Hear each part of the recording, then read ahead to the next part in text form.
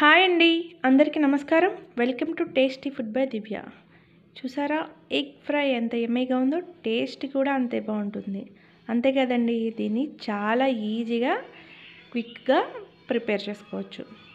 దీన్ని ఎలా ప్రిపేర్ చేయాలో చూద్దాం. ముందుగా ఉడకపెట్టుకున్న కోడిగుడ్లను ఇలా 2 ముక్కల కింద కట్ చేసుకోవాలి. పూర్ణం అనేది బయటికి రాకుండా జాగ్రత్తగా కట్ చేసుకోవాలి. ఇలా కట్ చేసుకోవడం వల్ల మసాలా అనేది పూర్ణానికి పట్టి చాలా టేస్టీగా ఉంటుంది. తర్వాత దీనిలోనే మసాలా పౌడర్ ప్రిపేర్ చేసుకుందామండి. 2 స్పూన్లు జీలకర్ర ధనియాల పౌడరు, మిరియాల పొడి 1 స్పూను, 1 స్పూన్ కారము, రుచికి సరిపడా ఉప్పు,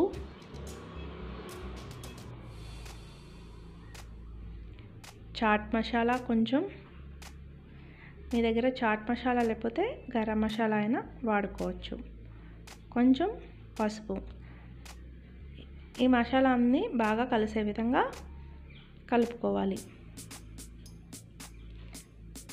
ఈ విధంగా కలుపుకున్న తర్వాత గ్యాస్ స్టవ్ మీద ఒక ప్యాన్ పెట్టుకుని ప్యాన్లోని 2 స్పూన్లు ఆయిల్ వేసుకుని, ఆయిల్ హీట్ ఎక్కిన తర్వాత మనం ముందుగా కట్ చేసి పెట్టుకున్న కోడిగుడ్లను స్లోగా అన్నిటినీ ఒకదాని తర్వాత ఒకటి వేసుకుని ఒక 2 మినిట్స్ వేగించుకోవాలి.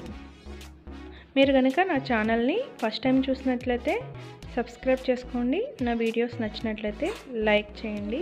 ఇప్పుడు వీటిని స్లోగా రెండో వైపుకుని తిప్పుకోవాలి.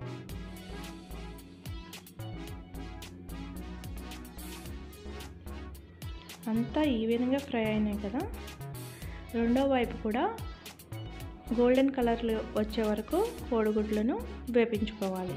మీకు గోల్డెన్ కలర్లో ఇష్టం లేకపోతే కనుక ఒక 2 మినిట్స్ లోపే వీటిని టర్న్ చేసుకోవచ్చు.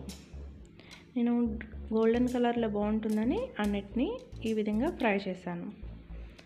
దీని తర్వాత మనం ముందుగా ప్రిపేర్ చేసి పెట్టుకున్న మసాలా పౌడర్ అన్నిటినీ గుడ్ల మీద వేసుకొని అంతగా ఈ విధంగా కలిసే విధంగా కలుపుకోవాలి.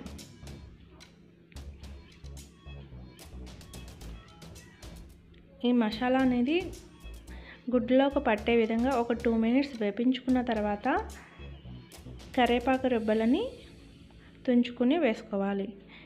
ఇది ఈ మసాలాలోకి ఫ్రై అయ్యి ఈ కరివేపాకు ఫ్లేవర్ అనేది గుడ్లకు పట్టి ఫ్లేవర్ అనేది చాలా బాగుంటుంది, టేస్ట్ కూడా బాగుంటుంది.